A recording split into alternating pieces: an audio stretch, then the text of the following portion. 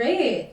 So that leads us to our Q&A. We want to preface that to please be respectful and think about the intentions of asking your questions. If no one else has questions, I can ask questions that were prepared, / we can also just make this like a whole discussion. You guys don't need to have questions, or if you guys have any comments, feel free to shout them out. Yeah. A little chat. A little chat. A little chat. Yeah. Okay. Yeah. Or should we just? I can just. Okay, so like C3 Expo. So you mentioned Joyride specifically is like an example I'm thinking of here, because I've seen that movie described as like The Hangover, but like starring Asian people basically, in terms of like, and I guess I'm curious is it's like, with that type of, I don't want to say like, it's not trashy comedy, but it's like very much just like B-movie type comedy movie. It's not trying to be heartfelt or anything, it's just trying to be fun. Do you think that that type of stuff is valuable and good to have like Asian representation in that area, or is it potentially more harmful than good due to like the amount of stuff that needs to be like made up for, I guess, like past like the past lack of like sincere representation is like lighthearted stuff like that still valuable, or is it more important to get the sincere things out there first and then eventually transition into that? I guess, if that makes sense. Yeah, that makes sense. So I want to take this one? Yeah. All right, Mitch. So.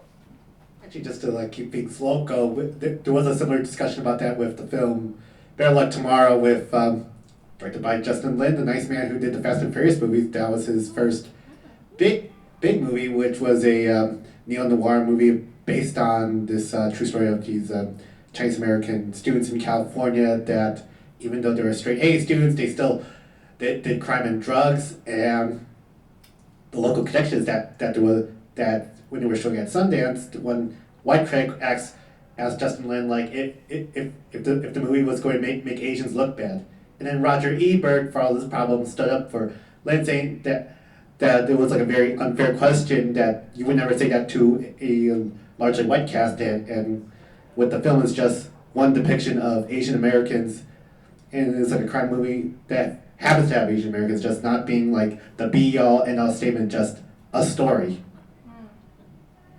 I also want to say that the Asian experience is not one-dimensional. All of our experiences, all our stories are valid, and if one dominant community can have like hundreds and thousands of those types of movies, then why can't we? Why can't other communities of color? Anyone have another question, comment? I think I saw one in the back earlier, or I thought I saw him earlier. You guys paint a picture with counter. Oh, thank you. I mean, it's such a tight knit room. I don't even think I need the mic, but. I hear a problem. Yeah, so, that's for me. Okay. Yeah, don't worry, it's okay. So representation is getting better. You guys talk about post Crazy Rich Asians and how there's more representation than ever. But you also talk about like the anti-Asian stuff that happened in 2020, and protests, and problems are rising too.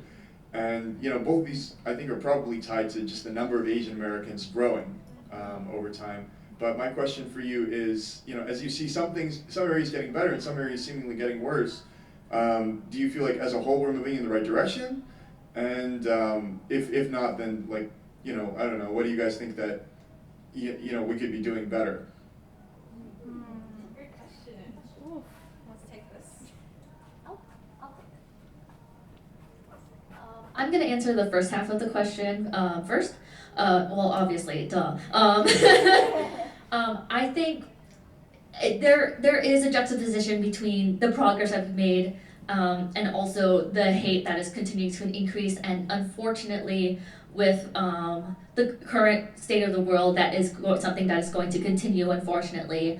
But I feel like we have to look optimistically at things, and there's this saying that, or this belief that the most radical thing you can do,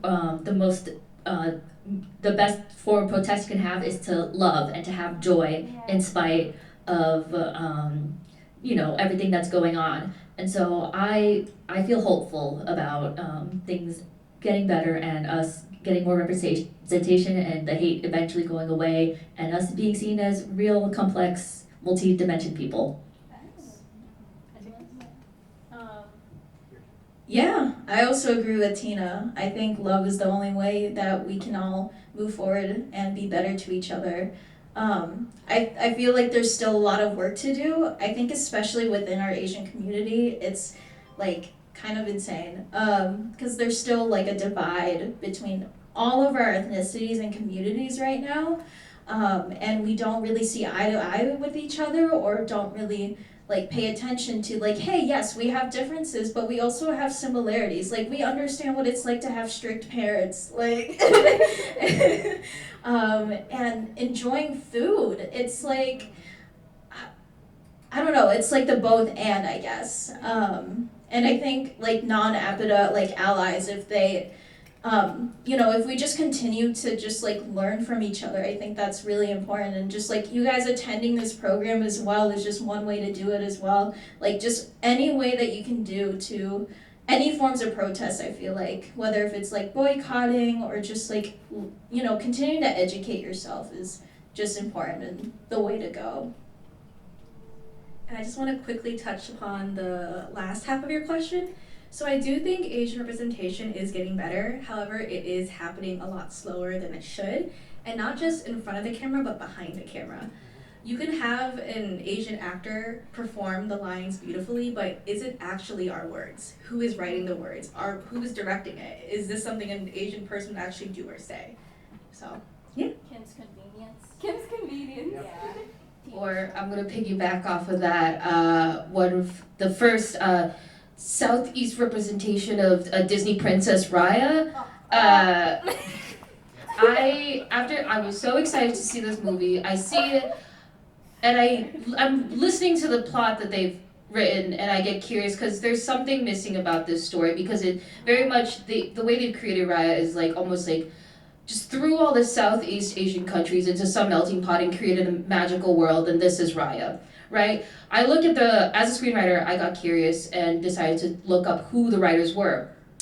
Only 2 out of the entire team of 6, 8 people were of Asian descent, and if I am correct, they were not even like higher up in the hierarchy of that writing team. So there's another example of that. And just to keep it with like Disney, anyone would remember new and improved Mulan from 2020 that was clear that the original Mulan from '98 still written and directed by white people, but there was care to it. Not so much with Mulan 2020, which I do find funny that in the States that people complain that it wasn't like the first, it was like the original. But in China, where it was supposed to be made for, they were calling it too westernized, and you could tell from like the craft, especially with art, with one art director saying, "Oh, I went around Europe and America for Asian art." So that just cared, but like the wrong kind of care. Oh, I think if there's any other questions, we can open it up and open the floor back up again. Yes. Go. Yes. Okay, so mine is a bit more of a comment, sort of very gently pushing back against some of this stuff, because like I think we need to be more tactical as a community about like what forms of protest we choose to prioritize, because for like the last 10-15 years, I feel like a lot of like national attention towards types of protest have really focused on like a moral panic of conversations happening on college campuses.